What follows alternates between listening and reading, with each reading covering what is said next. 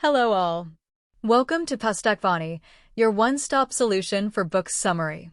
Today we are here with the book named Chairs by Eugène Ionesco. So, let's start its plot summary.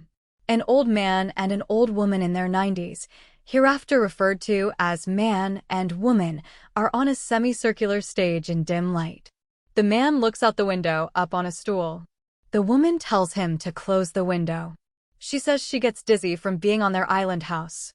She drags him over to the chairs and he sits down on her lap. She praises his intellect and said he could have had a powerful occupation if he had any ambition. He scoffs at this and complains of boredom. The woman asks the man to tell the story that begins "Then at last we arrived," but he has told it to her and performed imitations every night of the 75 years they have been married. She says she takes a dose of salt each night to erase her memory of the story. He tells the story, and they repeat phrases from the story until their laughter dies down. The man cannot recall what came after Paris. Though he admits he has difficulty expressing himself, he feels he must tell it all. He says he has hired a professional orator who will speak in his name. Hidden from view, they introduce themselves to the guest and help her put away her coat, then re-enter, leaving space for an invisible lady. They carry on a casual conversation with her, and the woman tells the lady to sit on one of the chairs present, and she sits at the other one. The doorbell rings. The man tells the woman to get another chair, and he opens one door while she hobbles toward a concealed door. He formally and nervously greets an invisible colonel. The doorbell rings and the man goes to answer it. The woman leaves to find a chair while the man greets Belle, an elderly friend of his who was once beautiful, and her husband, a photo engraver. The woman gets another chair. He introduces the new guests to the others. The light brightens, and it continues to do so as more guests arrive. The woman flirts and makes sexual gestures to the photo engraver.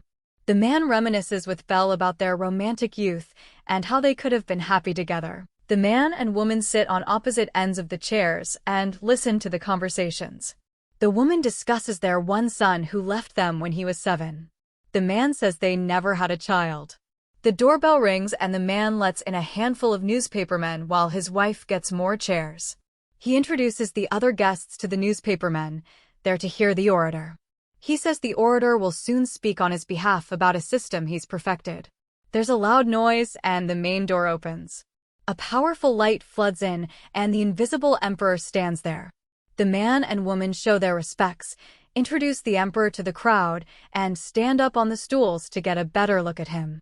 The orator, a real person, enters through the main door. He glides along the wall to the center door, bows to the emperor, and mounts the dais. He signs invisible autographs. The man introduces himself and thanks the crowd for coming, and thanks the orator and everyone else involved with the evening. He says he and his wife can die happily now that his message will be communicated, and he can make his philosophy known to the universe. He says he and his wife must die after years of aiding humanity. The man and woman throw themselves out the window. The orator addresses the crowd and makes it clear that he is deaf and dumb. He mumbles some unintelligible sounds, then gives up and writes several nonsense words on the blackboard. When he does not get the reaction he was hoping for, he leaves through the main door.